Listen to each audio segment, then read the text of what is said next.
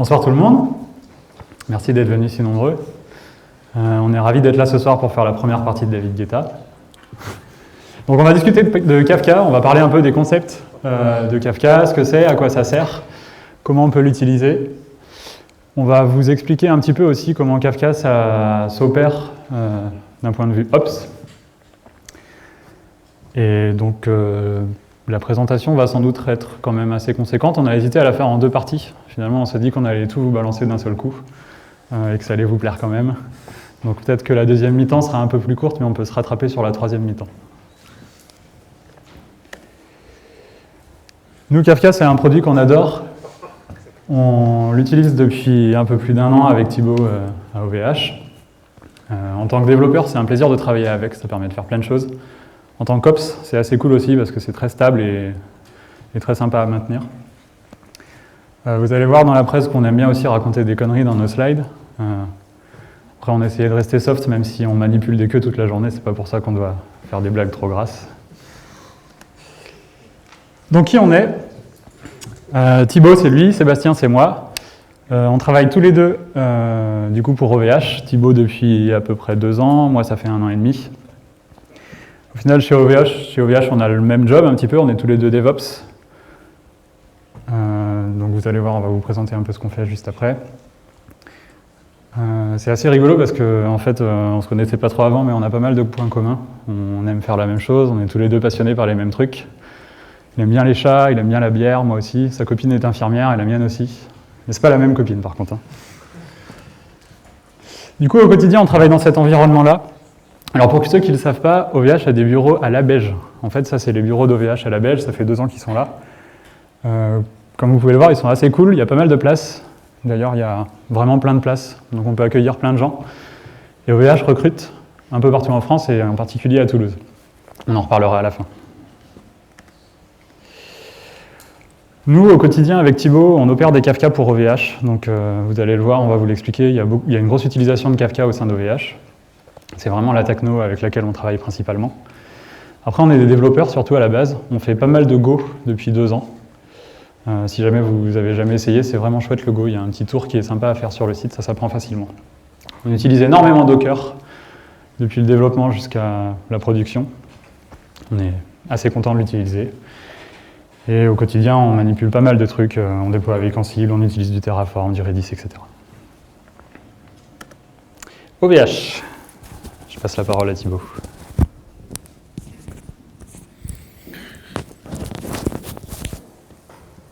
OVH. OVH, c'est les initiales de On vous héberge. Historiquement, c'est connu pour être un hébergeur web et un fournisseur d'infrastructures, surtout de serveurs dédiés. Du coup, pour héberger des sites et vendre des serveurs, il faut des data centers. Donc aujourd'hui, c'est 20 data centers sur 4 continents et un projet de construire 12 autres nouveaux data centers, donc aux US, en Europe, en Espagne, en Pologne, en Nouvelle-Zélande, et du réseau. Parce que du coup, les sites web, il faut les connecter à Internet. Et du coup, OVH, c'est aussi un gros réseau. C'est une entreprise qui est en pleine croissance. On a atteint il n'y a pas longtemps les 2000 collaborateurs. Et aujourd'hui, c'est plus que de l'hébergement web et de l'infra. Donc il y a 3 univers dans les produits que propose OVH.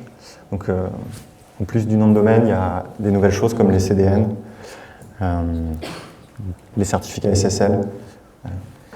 Et un gros différenciateur, donc OVH, c'est de l'infrastructure, du serveur dédié, du cloud public, du cloud privé. Et donc pour vous, la possibilité d'avoir des infras hybrides qui mélangent tout ça. Et c'est aussi aujourd'hui de plus en plus de services, donc du container as a service, des databases as a service, du PubSub, donc du Kafka as a service, des logs, des métriques, etc. Et un 3e univers télécom, donc aussi fournisseur d'accès Internet, donc ADSL, VDSL, téléphonie sur IP. Du coup, derrière tous ces produits, il y en a certains qui utilisent les Kafka qu'on opère quotidiennement.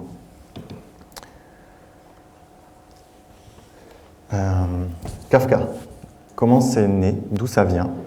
Il y a un peu un mystère sur le nom et a priori, donc c'est aussi un écrivain. Il y a un bouquin qui s'appelle A Message from the Emperor et c'est potentiellement ça qui a inspiré un des développeurs de Kafka pour nommer le produit.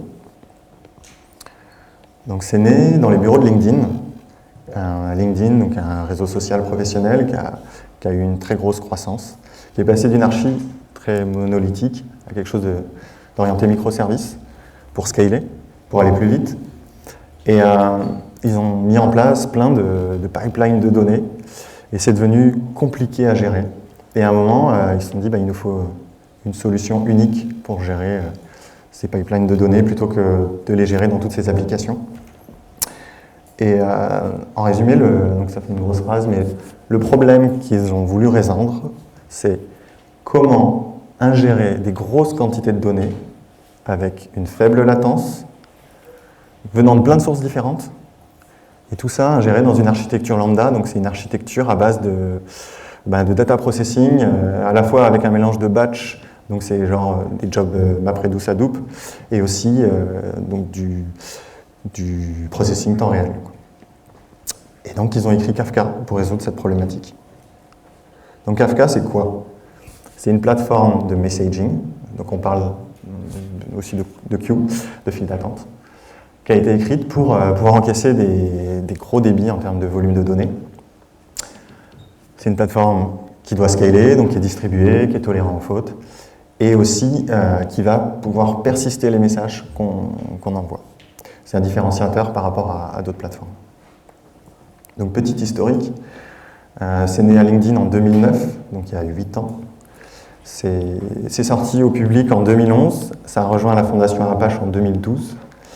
Et en 2014, les 3 fondateurs, les 3 développeurs principaux de Kafka qui bossaient chez LinkedIn ont créé leur propre boîte qui s'appelle Confluent et ils font des services supplémentaires. Il n'y a pas longtemps, ils ont annoncé un Kafka as a service, etc. Du coup, c'est un projet mûr, déjà à 8 ans, et qui est assez populaire, même très populaire. Sa popularité continue d'augmenter. Donc il y a plein de grosses boîtes qui l'utilisent. Pourquoi? Parce que c'est très performant, c'est stable, et c'est assez facile à opérer. Et de plus en plus, même de petites boîtes utilisent Kafka aujourd'hui. Donc, à quoi ça sert Kafka? Qu'est-ce qu'on peut faire avec? Donc je repasse la main. On a une petite gymnastique, on va se passer le micro comme ça, mais ça tombe bien parce qu'on a des gifs aussi, donc ça fait passer le temps.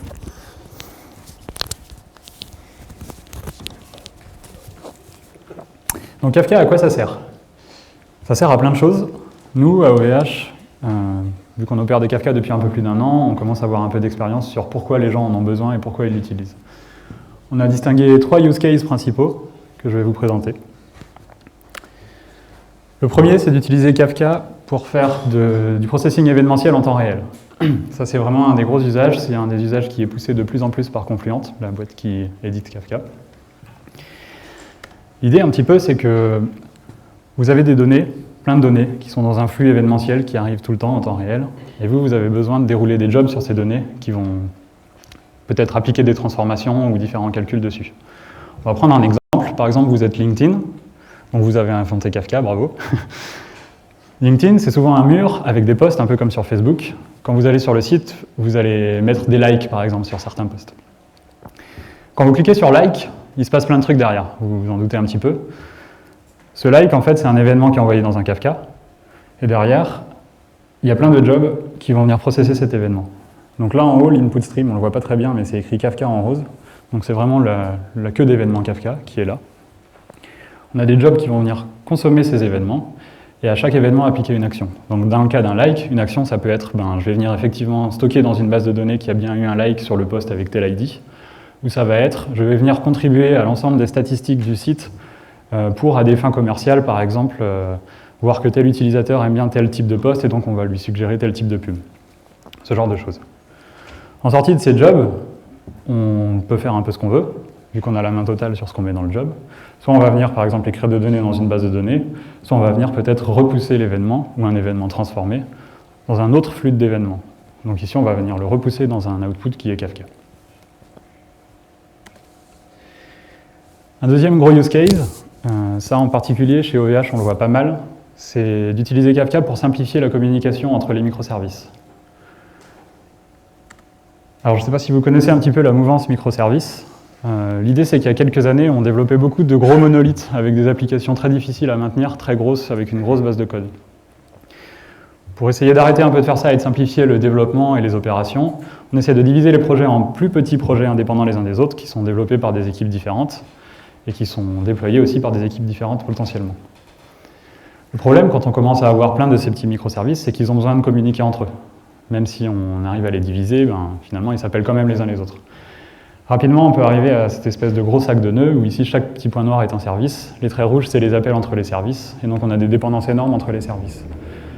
Non seulement ça devient compliqué à gérer, mais en plus ça devient aussi compliqué à maintenir et à déployer, puisque chaque service ici a besoin un petit peu de faire du service discovery sur les autres services pour savoir quels sont les URL à contacter pour connaître les différents services. Avec Kafka, on se rapproche un peu plus d'un concept qui date de largement avant Kafka, qui est assez vieux, qui est le concept d'event bus. L'idée c'est que nos petits services ici, qui ne sont pas forcément des petits services d'ailleurs, ils ont besoin de se contacter les uns les autres. Par contre, ce qu'ils vont faire, c'est qu'ils vont aller plutôt pousser des événements dans un bus événementiel que les autres services derrière vont venir consommer. Donc tout de suite, on simplifie directement l'architecture globale. L'avantage aussi, c'est qu'on est plus résilient aux pannes. On arrive à découpler un petit peu les services les uns des autres. Si on a un service A en haut à gauche qui pousse un événement et que cet événement est consommé par un service B en bas, si jamais le service B tombe, dans le sens est en panne, c'est pas pour autant que le service A va être bloqué. Lui, il va avoir produit son événement, il peut continuer, et c'est quand le service B va remonter plus tard qu'il va venir dépiler à sa sauce les événements qu'il a ratés. Un troisième use case, c'est d'utiliser Kafka pour ses performances et sa scalabilité, vraiment, dans le sens où ça peut servir de gros buffer de données, du coup de fil de messages pour vraiment encaisser de la volumétrie lourde. Vous développez un service, il commence à y avoir beaucoup de gens qui font des requêtes dessus, parce qu'il devient populaire. Ce qui peut rapidement se passer, un peu comme la voiture, c'est que vous êtes bombardé par les requêtes, votre service y tombe et finalement vous ne pouvez plus rien faire. C'est dommage. Chez OVH, on a plusieurs exemples comme ça, où ce genre de choses arrivent.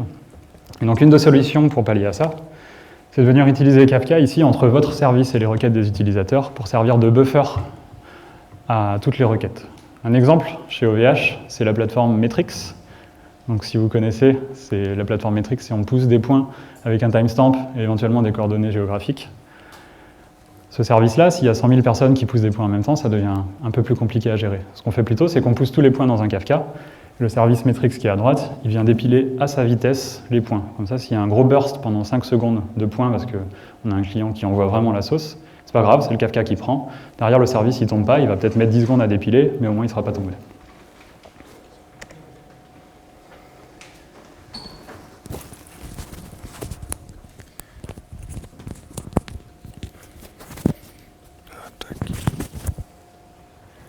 Ok. Maintenant, on a vu à quoi servait Kafka, comment ça fonctionne. Donc on va visiter différents concepts de l'univers de Kafka. D'abord, c'est une plateforme de messaging. Donc on produit des messages dans ce qu'on appelle des topics. Donc, des fois, on va parler de file d'attente, de topic ou de queue, c'est la même chose. Donc on parle aussi de système pub-sub, parce qu'on a donc des producteurs qui produisent de la donnée, qui écrivent dans le cluster Kafka, et de l'autre côté, des consommateurs ou des subscribers qui lisent tous les messages qui sont produits dans Kafka. Une chose importante, c'est que les messages qui sont produits dans Kafka, ils vont être stockés pendant une certaine durée de temps qui est paramétrable. On parle de rétention de la donnée. Les producteurs et les consommateurs vont communiquer avec le cluster Kafka via un protocole TCP assez simple, binaire, qui a été conçu pour pouvoir justement avoir des très bonnes performances. Donc en gros, en tant que client, je me connecte au serveur, j'ouvre une connexion, et ensuite la connexion est persistante, et je dialogue avec le serveur en mode request-response. Donc c'est un langage, comme j'ai dit, binaire, complètement agnostique du langage. On peut produire et écrire dans un cluster Kafka absolument ce que l'on veut. C'est donc juste des bytes.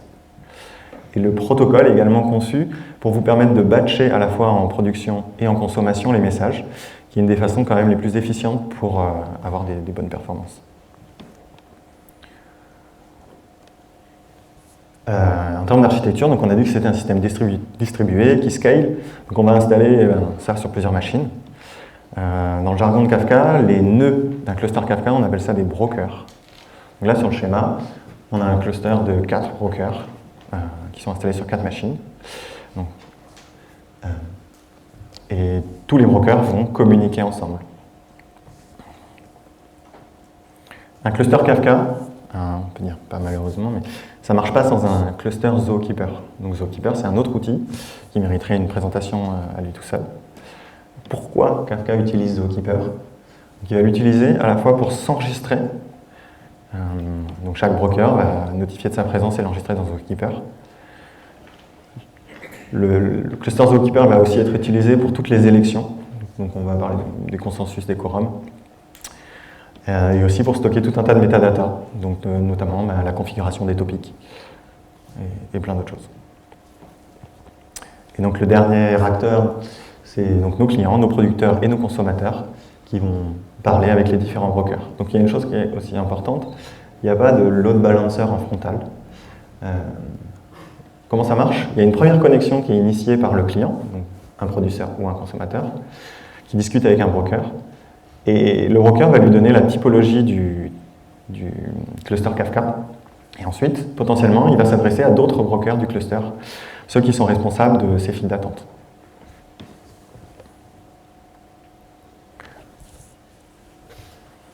C'est à toi. Yes, c'est à moi.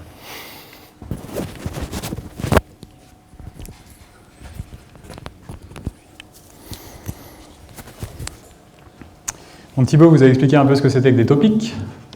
En fait, on va voir que des topics, c'est un tout petit peu plus compliqué que ça en a l'air, mais c'est pour la bonne cause. Un topic, en fait, c'est composé de plusieurs partitions. Donc ici, on a un exemple. Tout ça, c'est un topic. Donc un topic, on peut le voir comme un gros tuyau dans lequel circulent des messages. À l'intérieur de ce gros tuyau, il y a plusieurs petits tuyaux. Ces petits tuyaux, c'est des partitions. Donc là, on a un topic avec 3 partitions.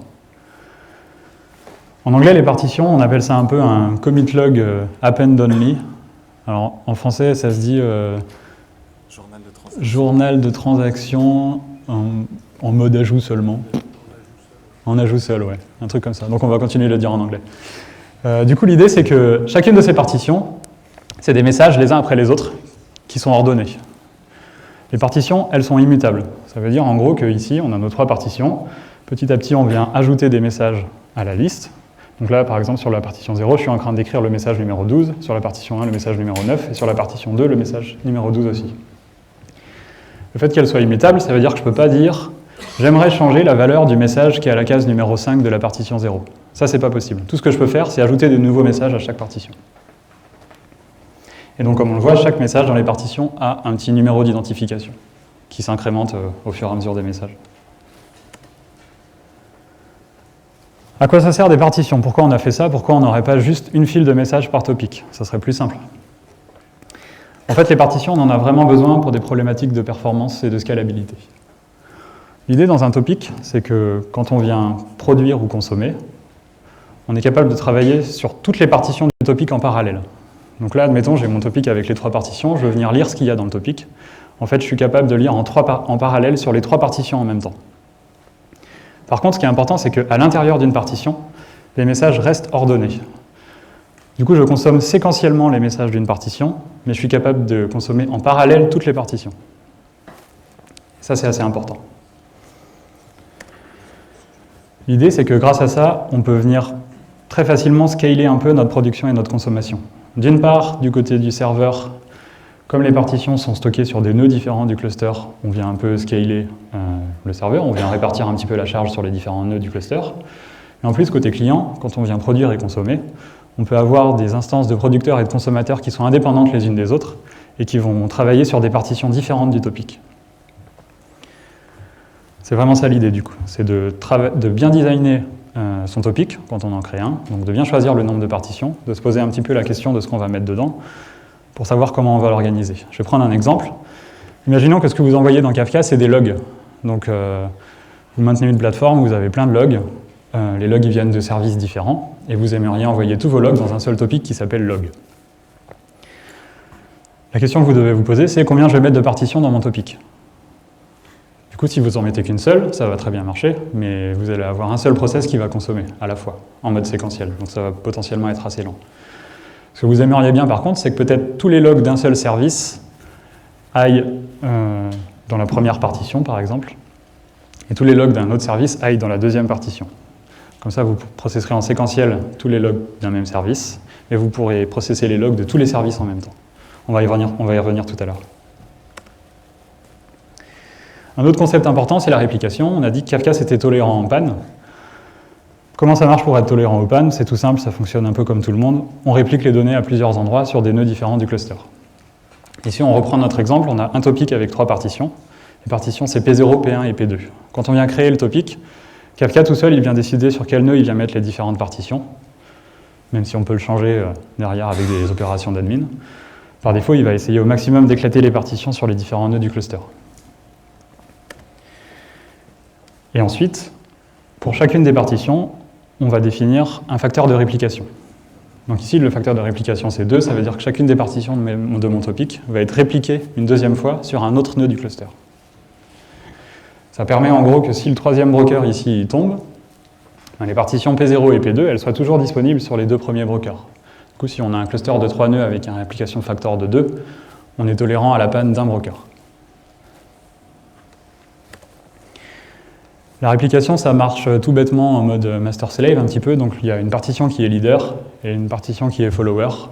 Les clients viennent toujours s'adresser à la partition qui est leader pour lire et écrire. La partition qui est follower, elle est seulement là au cas où la partition leader tombe.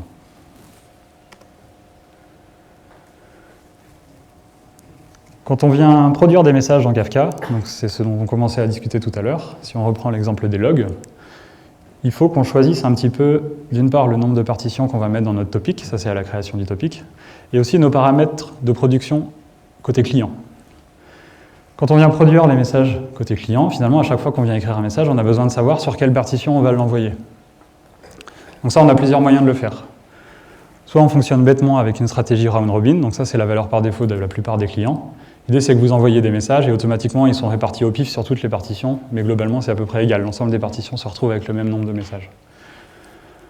Soit on connaît très bien la typologie de son topic, on sait exactement sur quel numéro de partition on veut mettre son message, donc là, on peut le préciser dans le client.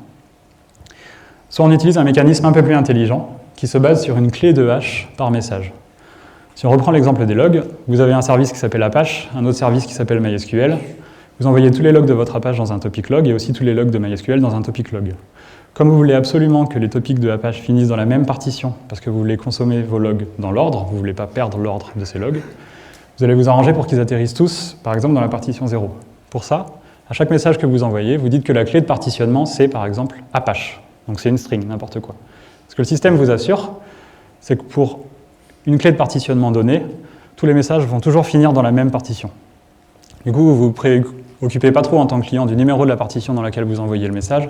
Par contre, vous faites très attention à utiliser une clé de hash particulière pour des messages dont vous voulez qu'ils finissent dans la même partition. C'est clair? Ouais.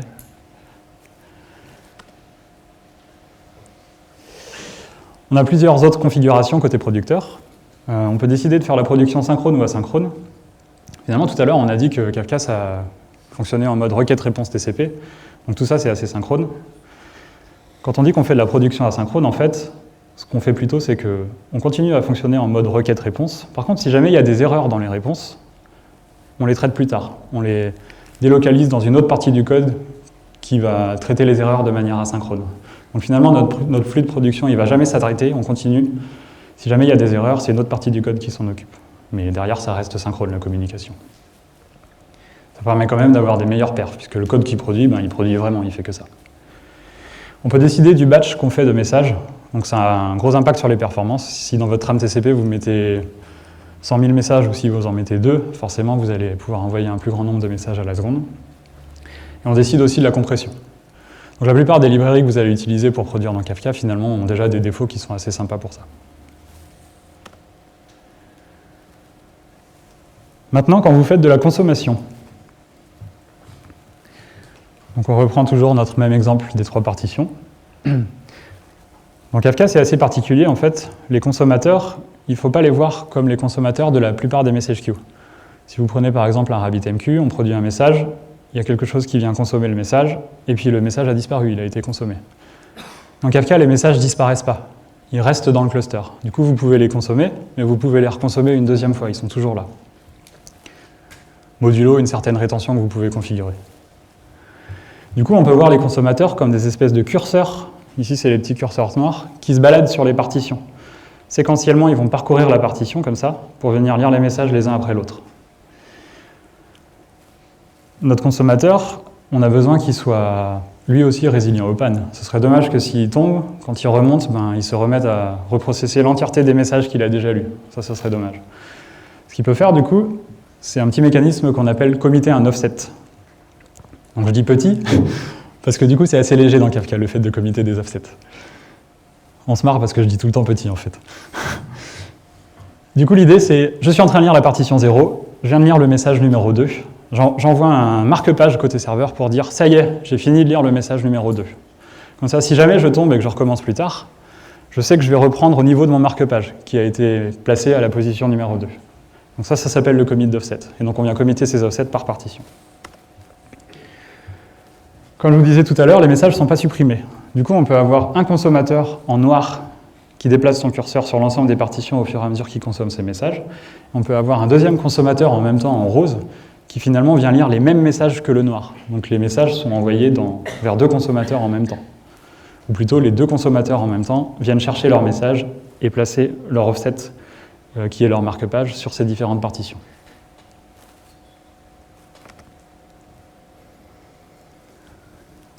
Une autre notion qui est importante pour la consommation, c'est les consumer groups.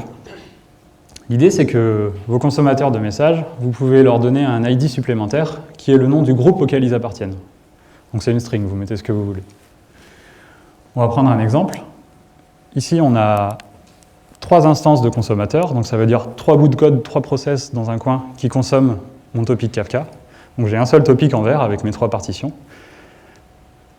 Et on a réparti ces 3 instances de consommateurs dans 2 groupes. Dans le groupe A, il y a 2 consommateurs, A1 et A2. Et dans le groupe B, il y a un consommateur, B1. L'intérêt des consumer groups, c'est que comme on a simplement donné un nom différent au groupe qu'on a assigné A1 et A2 versus celui qu'on a assigné à B1, on va directement venir dire au cluster Kafka comme ça, je veux que mon consumer group A il lise l'entièreté des messages du topic, et je veux aussi que mon consumer group B en parallèle, il lise aussi l'entièreté des messages du topic. Donc chacun voit tous les messages en fait. Par contre, à l'intérieur du groupe A, on a 2 consommateurs, nos 2 process, et eux, du fait qu'ils appartiennent au même groupe, ils viennent se partager les partitions du topic, automatiquement. Du coup, ici, dans le groupe A, nos 2 instances, on a la première qui vient lire uniquement la partition 1, et la deuxième qui vient lire la partition 2 et 3. Du coup, on s'assure que quel que soit le nombre d'instances qui vit dans notre groupe A, toutes les partitions seront lues, mais on s'assure aussi qu'en même temps, on peut avoir un autre groupe qui peut lui aussi consommer tout le topic. Les consumer groups, c'est une fonctionnalité qui a été introduite dans Kafka version 0.9. Kafka 0.9, ça a un peu moins de 2 ans. Nous, on considère vraiment que c'est une killer feature qu'ils ont introduit. C'est vraiment quelque chose qui a un impact énorme sur la scalabilité de votre code de consommation. Pourquoi je dis ça? On va prendre 2 exemples. Donc on reste dans le même cas que tout à l'heure, un topic, 3 partitions, 2 groupes. Dans le premier groupe, on a 2 instances de consommateurs qui se répartissent les partitions. Si jamais dans mon groupe A, j'ai mon process A2 qui meurt, donc la machine est tombée, la VN est down, il n'y a plus de réseau, il n'y a plus de disque, etc. Ce qui va se passer automatiquement, c'est que le cluster va venir réassigner les partitions aux autres membres vivants du groupe A. Donc ici, il y a un seul autre membre vivant, c'est A1, et c'est A1 qui du coup se récupère les 3 partitions d'un coup à consommer. Donc finalement, quand bien même on aurait des consommateurs qui meurent, c'est pas grave, c'est pas pour autant qu'on va arrêter de processer nos messages, puisque les partitions vont être automatiquement réassignées à d'autres consommateurs.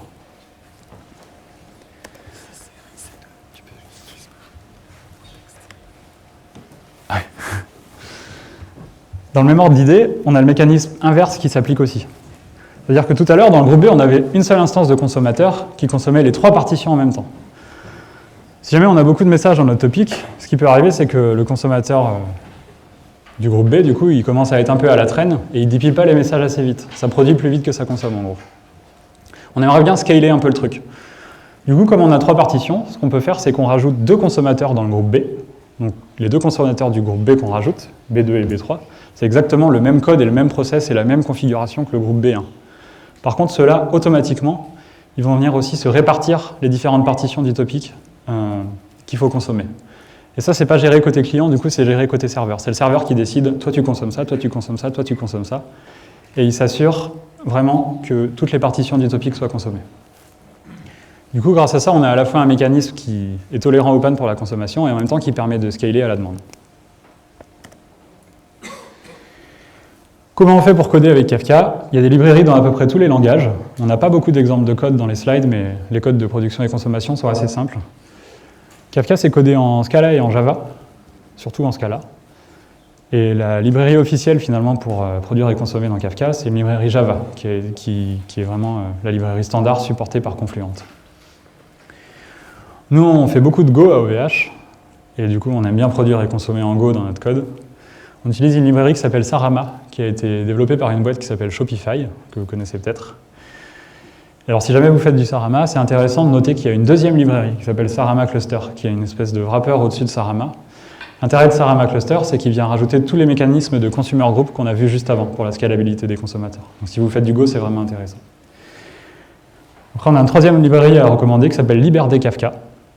LibRD Kafka, c'est une librairie en C qui a été créée par un développeur qui maintenant s'est fait embaucher par la team qui édite Kafka. Ce qu'essaye de faire au max Confluent, donc Confluent, c'est la boîte qui édite Kafka, c'est d'utiliser cette librairie en tant que base pour faire des wrappers dans tous les langages. Comme ça, c'est facile, ils n'ont qu'une seule librairie à maintenir, elle est en C, elle est hyper performante. Et derrière, ils utilisent des wrappers C pour à peu près tous les langages pour utiliser cette librairie. Si ça vous intéresse, on a quelques exemples de code sur cette URL que vous pouvez regarder plus tard. On a mis des exemples en Node.js, Python, Go, Java, je crois. Demo time.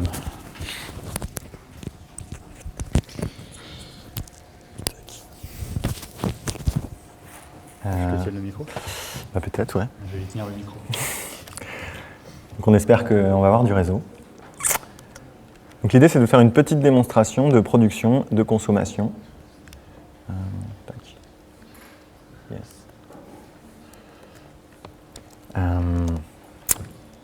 Donc je vais avoir besoin d'un certain nombre de variables d'environnement pour me connecter au cluster Kafka. Donc l'URL d'un broker, un topic, un utilisateur et un password. Et je vais utiliser un petit binaire donc, que j'ai appelé OQ, OVHQ, qui, quand je le lance, il se lance en consommation. Et si jamais on lui balance quelque chose dans stdout, stdin, oui, il produit un message. Donc je lance un consommateur, et là-haut, je vais produire un message. Alors je ne suis pas dans le bon répertoire. Il y avait déjà des messages dans la queue, je les cache. Je source mes secrets. Et je vais, par exemple, écrire la date. Voilà. Ah, ça met du temps. C'est l'effet démo. Tu vas bien sourcer le secret? Ouais. On va retenter. Je ne sais pas ce que j'ai raté. Non, j'ai pas bien sourcé tous les secrets. Donc je le retente. Voilà, j'ai envoyé la date, c'est super. Donc j'aime bien Fortune. C'est rigolo. Youhou! On peut essayer d'envoyer un peu plus de messages quand même. Donc, avec une petite boucle for, Fortune. On va commencer à un message toutes les secondes. Donc, je pipe ça toujours dans le même outil. Donc là, c'est chouette. Maintenant, donc on a dit qu'on pouvait lancer 2 consumer groups différents qui vont tous les deux consommer le même flux. Donc, je vais lancer un autre consommateur. Je vais lui donner un nom de groupes différents. Donc normalement, alors pareil, à chaque fois que je me fais avoir, il faut que je source mes secrets.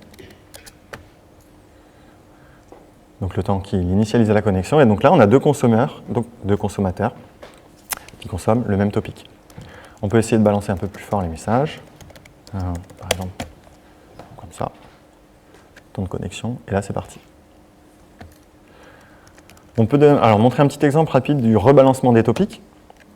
Donc je vais tuer le consommateur du groupe 2, et je vais lancer un consommateur, donc par défaut, qui a le même nom que le premier.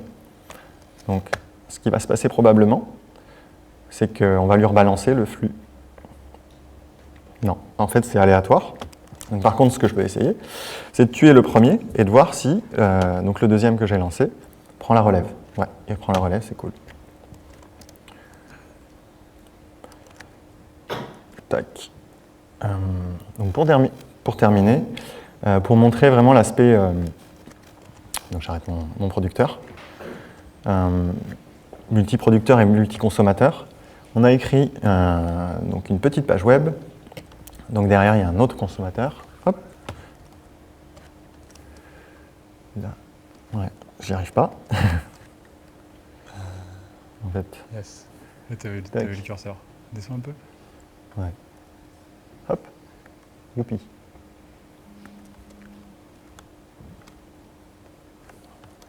Donc, c'est pour illustrer donc un troisième consommateur.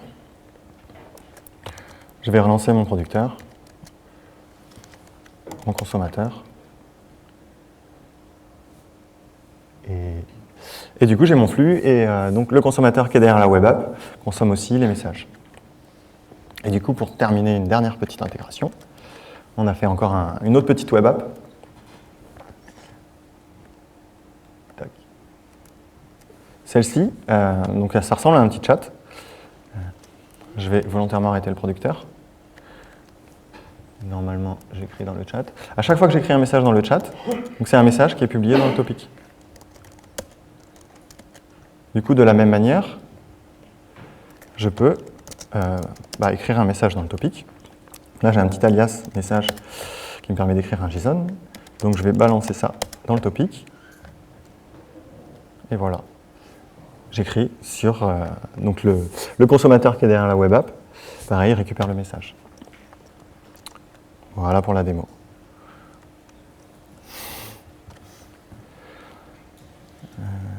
Tac.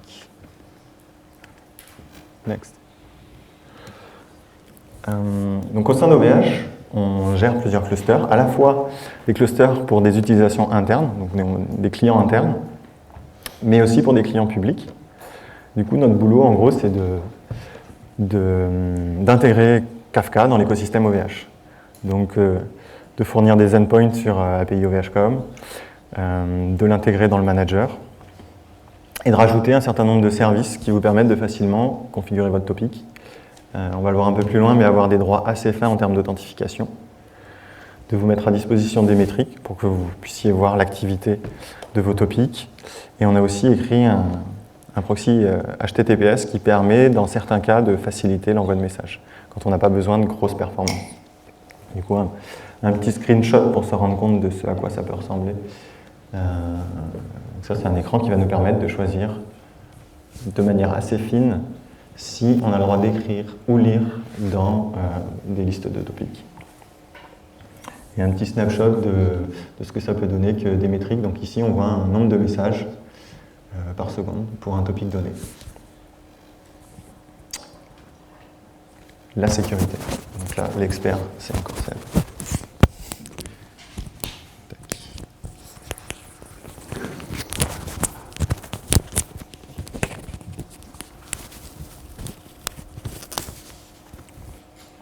C'est pas vraiment moi l'expert sécurité en vrai.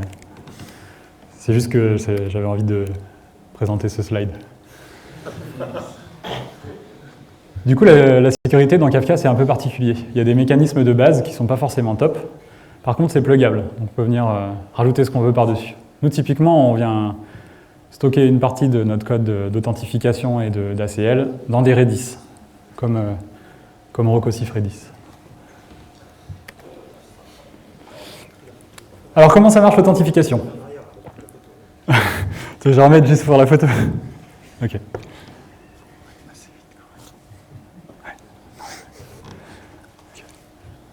Il va falloir qu'on accélère, hein, tant pis pour les photos. Sinon, on arrête là, c'est le plus important au final, celui-là. L'authentification, du coup, dans Kafka. C'est assez récent, c'est apparu aussi il y a à peu près 2 ans. L'idée, c'est qu'on peut faire des user passwords, donc on peut contrôler un petit peu qui accède à nos brokers.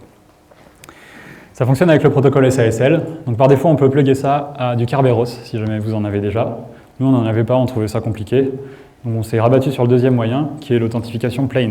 Sauf que l'authentification plain, c'est aussi assez limité. En fait, c'est un fichier texte. On écrit en dur les users et les passwords qui ont le droit d'accéder au cluster. Si jamais on veut en rajouter à la volée, ben on change la conf et on redémarre le Kafka. Du coup, c'est pénible. On va voir après comment on fait. L'authentification, on en a besoin entre les brokers Kafka et le zookeeper, on en a besoin entre les brokers Kafka entre eux pour qu'ils puissent communiquer, et on en a besoin aussi entre le client et le broker. Quand je disais qu'on pouvait brancher notre propre mécanisme, c'est marrant, il manque une petite image ici. Bizarre. Bon, c'est pas grave. Pourtant, elle est là. C'est étrange. Bon, en gros, on a juste une classe en Scala à implémenter soi-même, et on met ce qu'on veut dedans.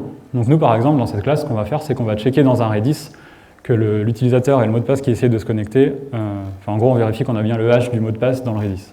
On déploie des Redis, du coup, qui sont locaux à chaque nœud pour qu'en gros, ça fasse juste une interrogation en RAM dans le cache de la machine courante. Ça, c'était l'authentification. Il y a un autre mécanisme qui est l'autorisation. Donc quand bien même vous avez passé la première barrière, vous avez votre nom d'utilisateur et votre mot de passe, derrière, on aimerait aller un petit peu plus loin et vouloir dire, l'utilisateur Toto, il a le droit de lire sur ce topic, mais il n'a pas le droit d'écrire dessus, par exemple. Ou alors un autre utilisateur qui s'appelle Titi, il a le droit, lui, à un accès en lecture à tous les topics, mais il n'a pas le droit d'écrire sur aucun topic. Ça, l'avantage, c'est qu'on a juste aussi à implémenter une classe de Scala, donc un petit peu de code, et le tour est joué. Si vous n'avez jamais fait de Scala ou de programmation un peu fonctionnelle avec du pattern matching, ça vous semble peut-être un peu bizarre, mais en gros, c'est assez simple. On a différents cas. Soit on est dans un mode de lecture, soit d'écriture, soit on est dans ce qu'on appelle un describe. Ça, c'est les actions. Et on a des ressources. Donc les ressources, ça peut être un topic. Donc j'essaie d'accéder en lecture ou écriture à un topic, ou à un consumer group, par exemple. Et derrière, vous avez juste à implémenter les fonctions qui vont bien.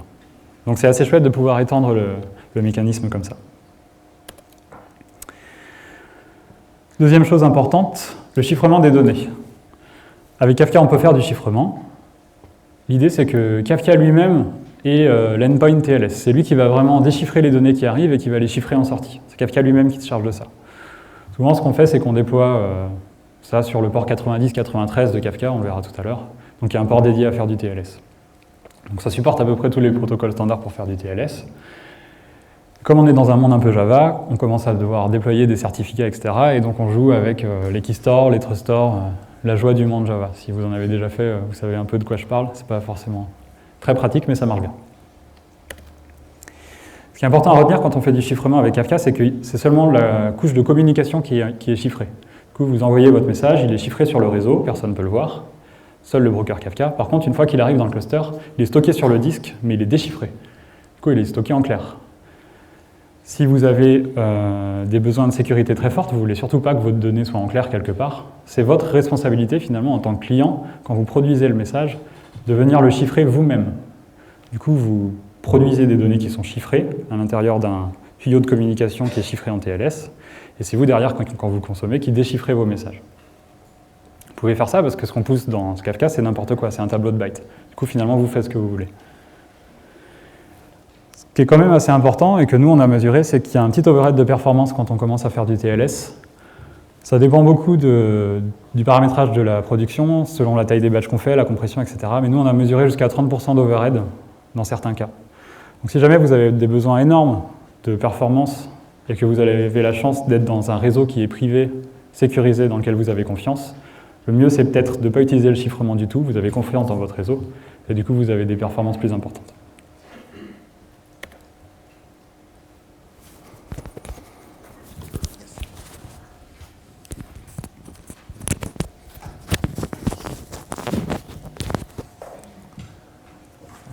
Kafka Opération, donc là c'est un petit peu la partie retour d'expérience. Quelques chiffres, on n'a pas 100 clusters comme Netflix, mais aujourd'hui on a une quinzaine de clusters qui représentent 57 brokers et presque 900 topics. On a pas mal de disques attachés à chaque broker, donc on aura une capacité là, de stockage de 510 Tera. Et de temps en temps, on a des pics d'1 million de messages secondes, ce qui n'est pas forcément très difficile à atteindre avec Kafka. Mais ça reste impressionnant. Donc on a une petite expérience là depuis 1 an qui est intéressante. Donc si on veut déployer du Kafka, il faut choisir des machines. Donc ça, c'est un peu le hardware idéal. Vous pouvez démarrer avec des machines beaucoup plus petites, avec 4 Go de RAM et 4 CPU. Mais pour de la prod et quelque chose d'idéal, ça donne ça. Au niveau des disques, donc c'est important d'avoir des disques locaux. C'est important d'être très rapide en écriture et en lecture. Vous pouvez même, si vous pouvez, choisir des SSD. Et après, rien ne sert d'avoir des machines plus grosses que ça. Kafka, ça scale horizontalement.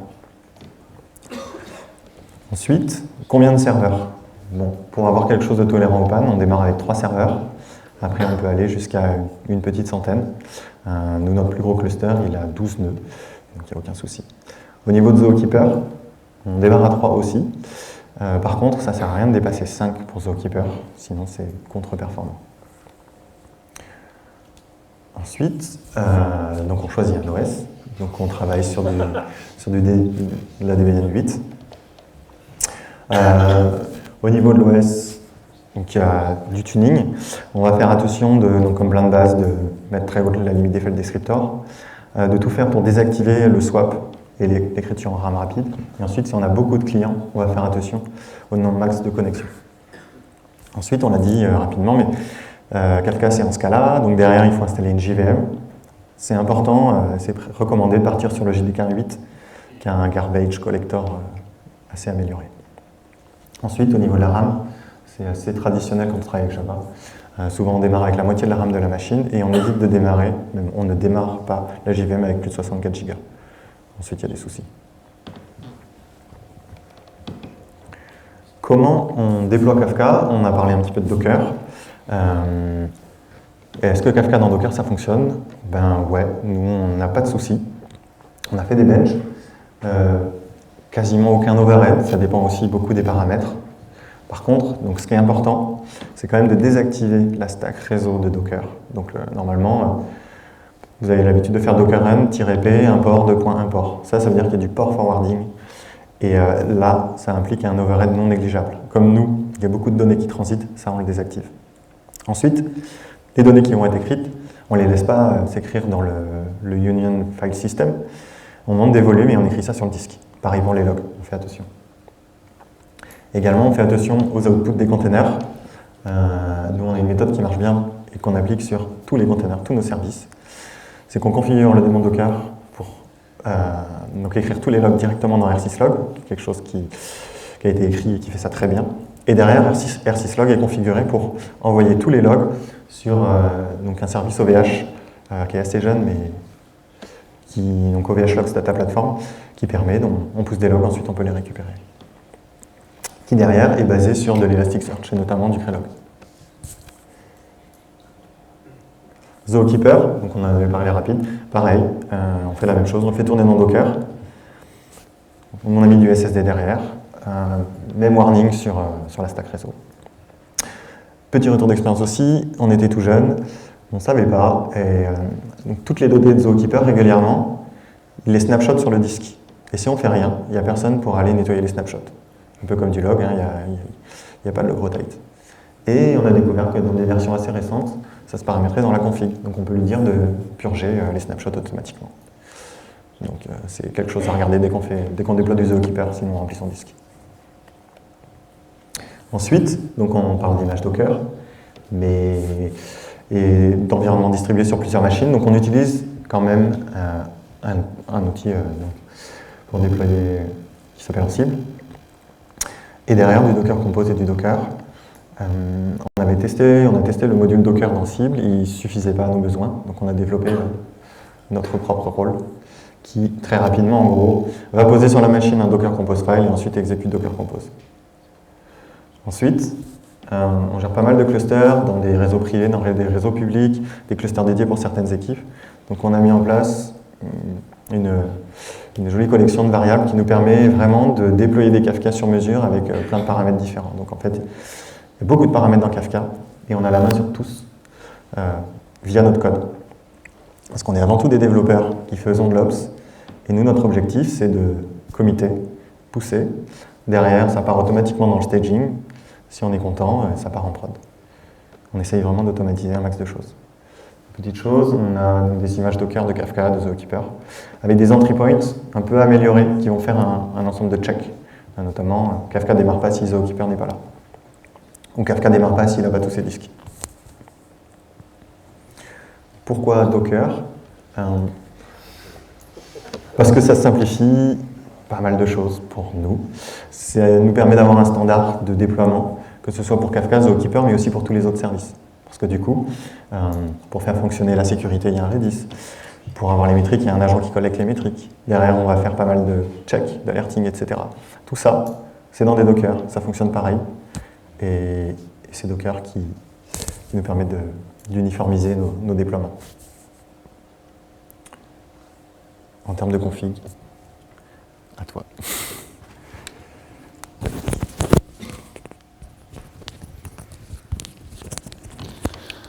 Je pense que ce petit mouvement, on va le refaire cette nuit.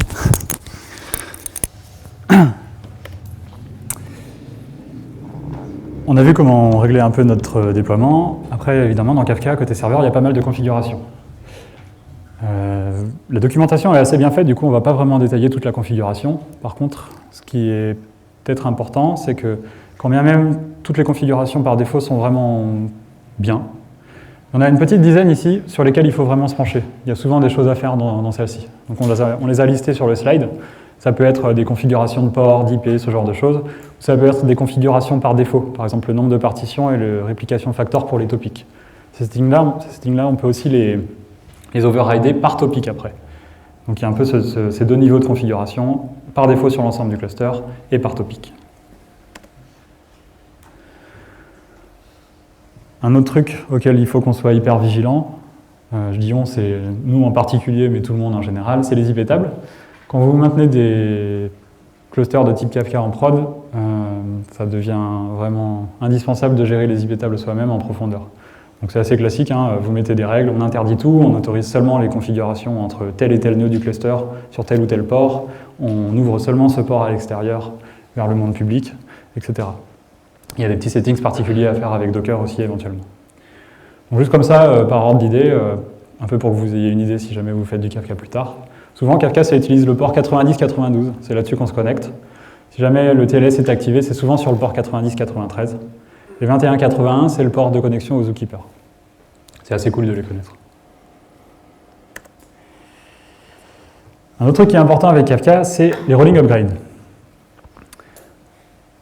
L'idée, c'est soit il y a une nouvelle version de Kafka qui est sortie, donc on doit mettre à jour le cluster, soit il y a une nouvelle configuration qu'on veut appliquer sur le cluster. Et donc pour appliquer la nouvelle configuration, on doit redémarrer le Kafka. Pour ça, on ne veut pas de perte de service, donc ce qu'on fait, c'est qu'on s'occupe des nœuds les uns après les autres. On les met à jour. Donc on s'occupe du premier, on l'éteint, on fait la mise à jour, on le redémarre, et ensuite on s'occupe du deuxième. Avec l'expérience et les petites pannes diverses qu'on a eues dans notre vie, on s'est rapidement aperçu qu'il faut savoir être assez patient. C'est un système distribué, c'est quand même assez fragile malgré tout, même si c'est stable et ça marche bien. L'idée, c'est vraiment, quand on fait un rolling upgrade comme ça, d'éviter l'effet du petit chat. On déploie le premier nœud, ça marche, le deuxième, ça marche, on continue et patatras. En fait, on est allé trop vite, il y a un truc qui n'a pas suivi. Vraiment, on s'occupe des nœuds un par un, entre chaque nœud, entre chaque redéploiement. On vient faire plein de checks. Donc là, nous, on a écrit pas mal de scripts qui viennent automatiser tout ça. On check que les ports TCP sont bien bindés, on check que le trafic initial du nœud avant qu'on le redéploie soit bien récupéré à au moins 50%. On vérifie aussi qu'il n'y a pas de partition dans aucun topic qui soit sans leader. On a vu tout à l'heure que les partitions, il y avait des leaders et des followers sur les réplicas. Si jamais il n'y a pas de leader désigné pour une partition, c'est dangereux, ça veut dire que plus personne ne va pouvoir écrire et consommer dedans. Et on vérifie que le nombre de réplicas est bien correct dans tout le cluster.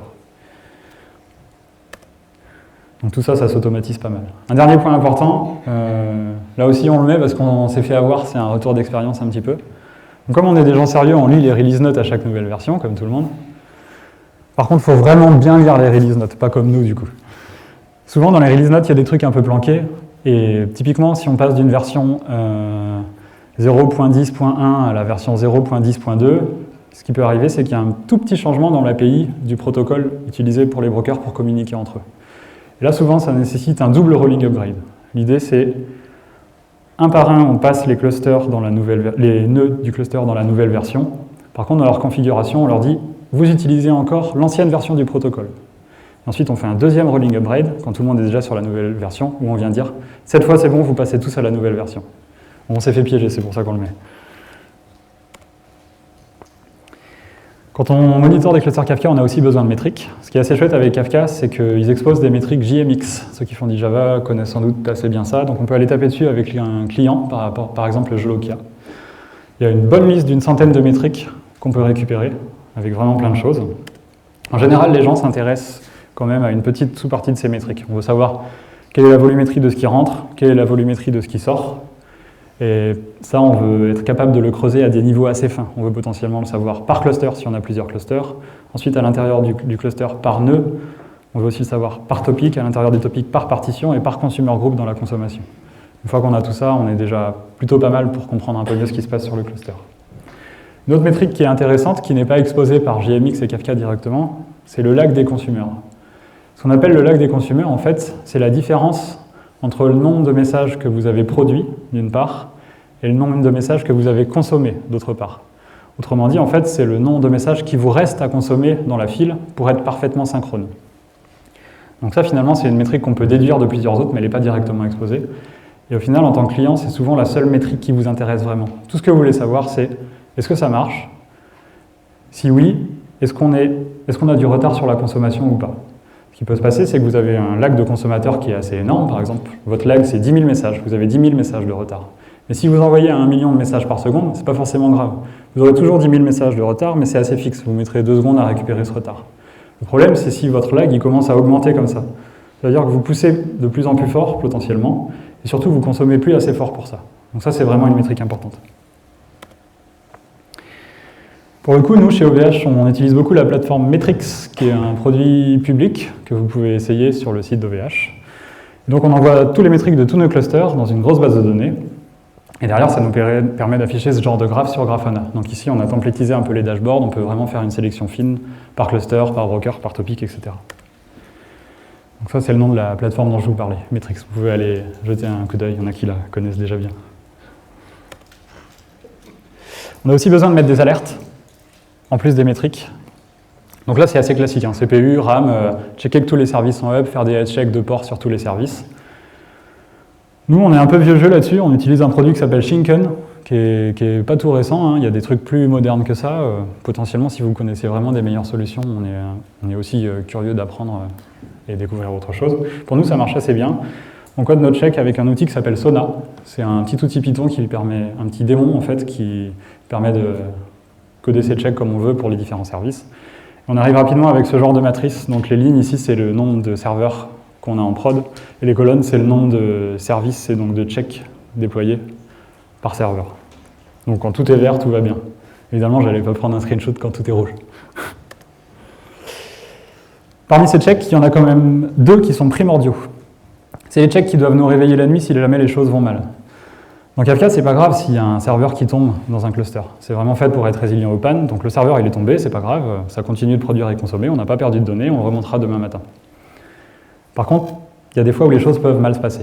Un check important ici, c'est le nombre de partitions sans leader. Donc je vous en ai parlé tout à l'heure. Là, l'idée vraiment, c'est que si on a une partition qui n'a pas de leader, c'est-à-dire qu'il y a quelqu'un qui ne peut pas produire ou consommer dessus.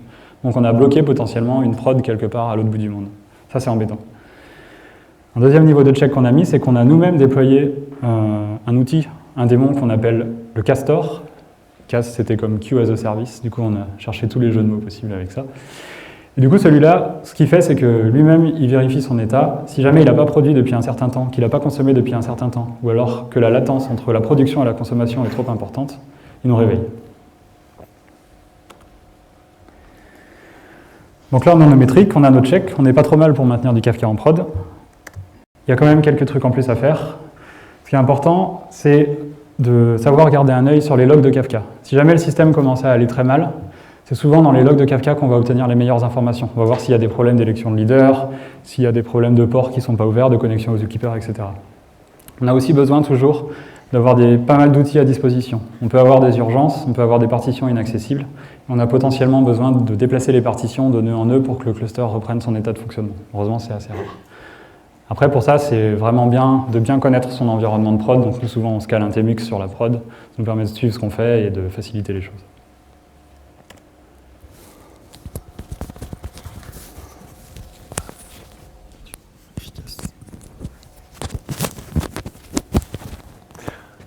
Donc quelques outils. On voulait vous partager des choses vraiment concrètes qu'on utilise tous les jours. Il y a des outils par défaut qui viennent avec Kafka. Donc c'est des jolis scripts shell qui derrière en fait lancent la JVM. Donc c'est du Java-jar. Ils sont pas mal, mais ils sont assez bas niveau, notamment pour tout ce qui est la gestion des partitions. Du coup, il y a un autre outil qui s'appelle Kafka Tools, qui est partagé par LinkedIn, qui lui va au-dessus de ces outils-là, et notamment nous aider pour cette problématique de réassignement des partitions, qui peut être compliqué quand on a un topic avec 100 partitions, qu'on a 10 brokers, que du coup il faut générer un schéma pour dire où étaient les partitions avant, où est-ce qu'elles vont aller ensuite. Et si jamais vous voulez essayer ces deux outils et pas vous embêter à les télécharger, on vous a fait une image Docker qui les package tous les deux. Donc elle est dispo sur un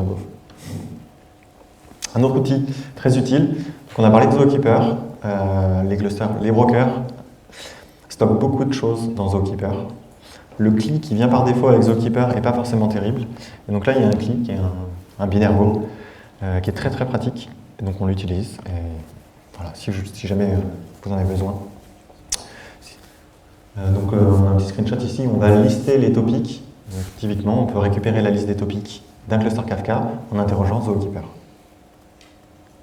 Un dernier outil, donc là qui est proposé par Yahoo, qui s'appelle le Kafka Manager, qui est open source aussi. Donc là, c'est une interface web qui va nous permettre d'avoir une vue générale d'un cluster Kafka, ou de plusieurs clusters Kafka, et de tous les différents éléments, les brokers, les topics, les partitions, les consommateurs, les offsets, les partitions, qui va nous permettre aussi de faire un certain nombre d'opérations, les mêmes que j'ai citées avant, mais donc à coup de clic. Donc un petit screenshot. Ici, on voit un topic un peu spécial qui s'appelle le topic consumer offset. Tout à l'heure, on a parlé des consommateurs et des commits d'offset. Et en fait, quand un consumer commit un offset, il produit un message dans ce topic-là. C'est-à-dire que Kafka utilise aussi des topics internes pour des fonctionnements internes. Pour terminer, donc c'est la dernière petite partie, très courte. On a bientôt fini. On voulait vous présenter une application de Kafka. Depuis quelques mois, on bosse sur une nouvelle plateforme, donc OVH Functions as a Service, avec Thomas, qui est tout en bas au milieu. Qu'est-ce que c'est?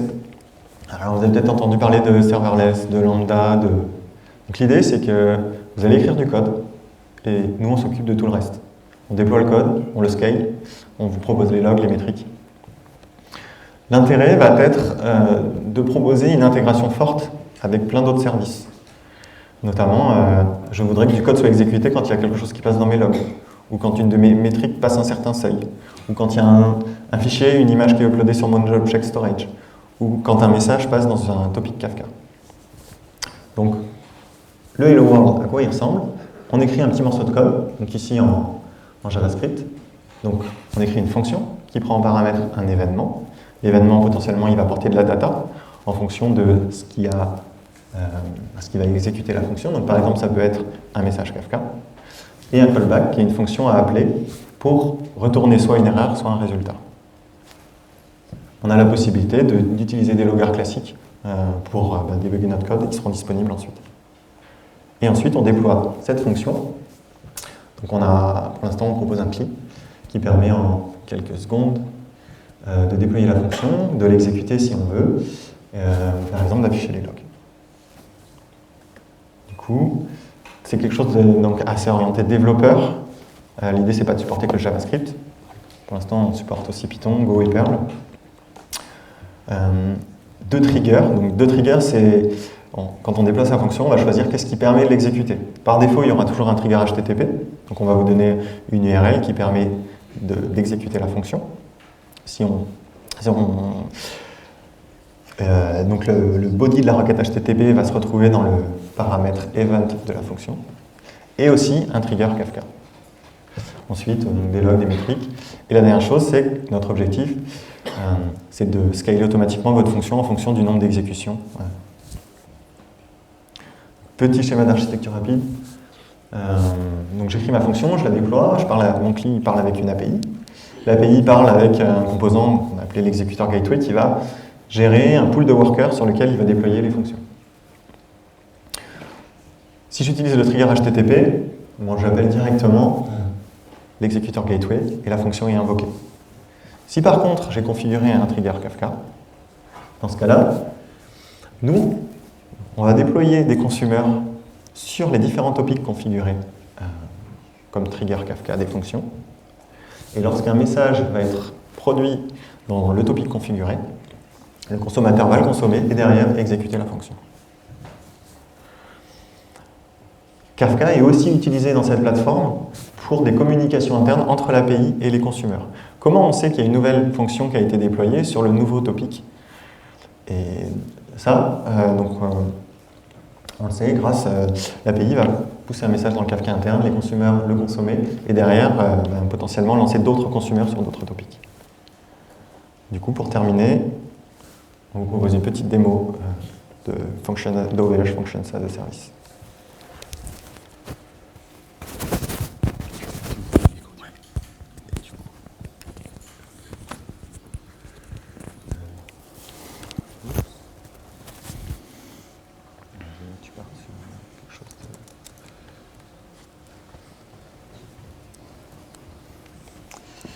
Alors, du coup, l'écran là, il est en haut.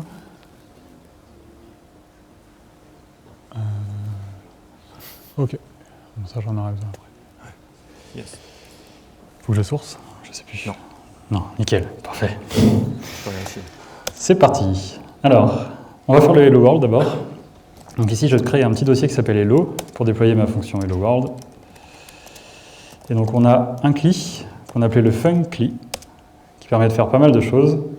Donc, ce qu'on va faire ici, c'est un init pour initier notre première fonction. Ce que fait le init, c'est qu'il crée deux fichiers, il met en place le Hello World. Donc, on a un bout de code en JavaScript, exemple.js. Donc, finalement, c'est le code qu'on a vu tout à l'heure. Hein. Donc, ça écrit Hello, et si on lui passe le nom d'une personne, ça change le nom d'une personne dans le message qui est écrit. Et il y a un deuxième fichier, qui est un fichier YAML. Ce fichier-là, il vient juste décrire la fonction. Ici, on vient dire, ma fonction, c'est du Node.js. J'ai un fichier qui s'appelle exemple, et à l'intérieur de ce fichier exemple, il y a une fonction qui s'appelle Hello. Cette fonction, je la déploie avec une commande. Donc, je lance mon deploy depuis le dossier où je suis. Selon les aléas du réseau, c'est plus ou moins long. Et donc, là, on me donne directement accès à mon trigger HTTP pour lancer la fonction.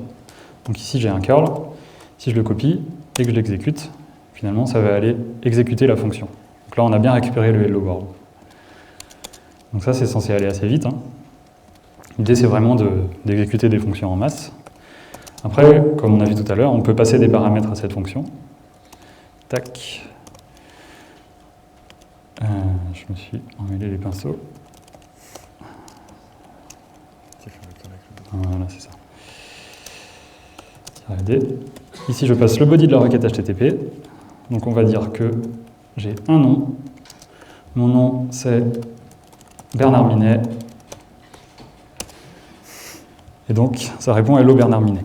Donc, les fonctions s'adaptent vraiment en fonction du contexte qu'il aurait placé. On va passer à un exemple un peu plus fun et un peu plus compliqué, qu'on appelle le ping-pong.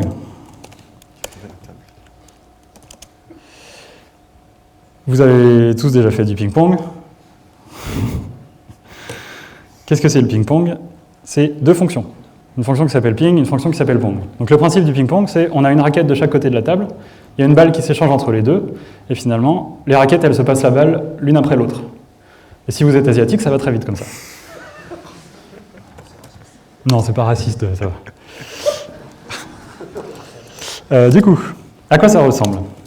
Ça, c'est mon fun.yaml, donc qui décrit les fonctions. Donc j'ai deux fonctions, ping et pong. Je déplie un petit peu la structure.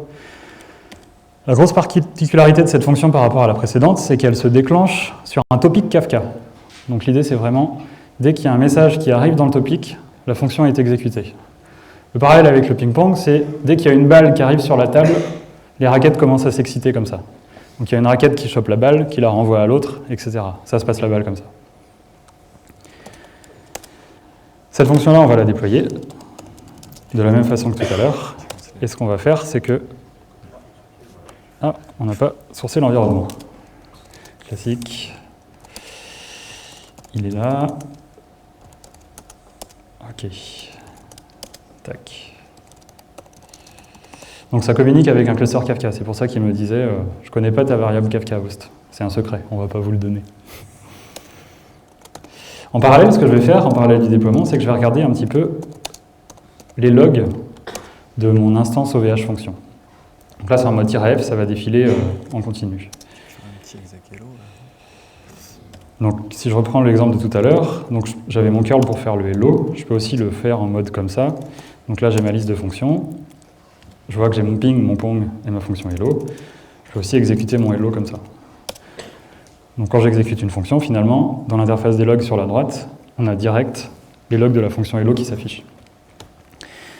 Maintenant, si ce que j'exécute, c'est pas hello, mais c'est ping-pong, donc je vais rebasculer comme ça. Non, je vais plutôt mettre comme ça pour choper le curl. Ça, c'est mon ping.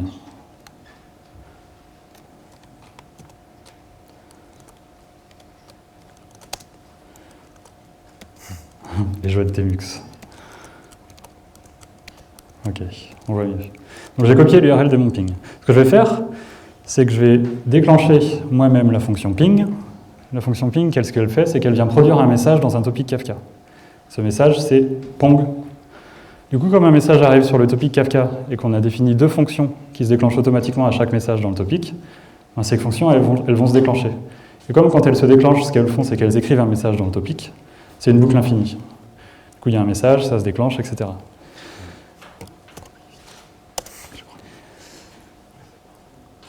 Donc là, j'ai pas mis de données, donc c'est normal. Par contre, ce que je voulais dire, c'est que je produis un pong. Là, c'est parti, j'envoie mon pong, et si tout se passe bien, voilà, on a le ping-pong qui se démarre. Donc à droite, c'est les logs. Ce qui se passe là, donc c'est un peu dur à suivre, c'est vraiment qu'on a des ping-pong qui s'invoquent à fond les unes après les autres, parce que chacune d'entre elles est invoquée sur un message dans Kafka et vient elle-même reproduire un message dans Kafka. Le concept est assez rigolo parce que, à partir du moment où on lance un ping-pong, donc je vais les supprimer en parallèle, si jamais le ping-pong s'arrête, c'est qu'il y a quelque chose qui a planté quelque part. C'est qu'il y a une fonction qui n'a pas été exécutée, c'est que le Kafka est mort, c'est qu'il y a quelque chose. Donc pour nous, finalement, c'est un check de vie un petit peu rigolo du service.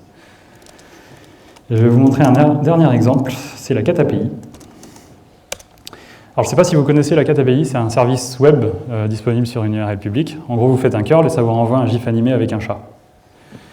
Donc cette fonction-là, on l'a déjà déployée. Je vais afficher les logs. Tac. Et donc ici, on va changer un peu de fonctionnement. On va reprendre un petit peu notre fenêtre de chat de tout à l'heure. Donc cette fenêtre de chat, qu'est-ce que c'est? C'est une fenêtre où, quand on écrit un message dedans, ça écrit sur un topic Kafka. Quand on écrit sur ce topic Kafka, on a une fonction qui s'invoque automatiquement. Donc on l'a vu ici dans les logs, il y a un message qui s'appelle hello, qui a été poussé par Bob. Maintenant, on veut peut-être pouvoir faire des choses un peu plus rigolotes. On va dire show me a cat. Il y a le message qui arrive dans Kafka, et la fonction se déclenche automatiquement. La fonction, qu'est-ce qu'elle fait? Elle va faire une requête à la cat API, elle récupère un GIF animé avec un chat, elle l'écrit dans la file Kafka, et le message qui est dans Kafka, il s'affiche sur la fenêtre de chat. Du coup, on peut l'appeler en boucle, comme ça. Finalement, qu'est-ce qu'elle va faire? C'est qu'elle va nous renvoyer des images de chats en boucle. L'idée, c'est un peu de vous montrer qu'avec un système comme ça, c'est très facile de programmer des chatbots. Donc un peu comme on a sur Facebook. C'est vraiment tout l'intérêt de la plateforme. Afficher les chats.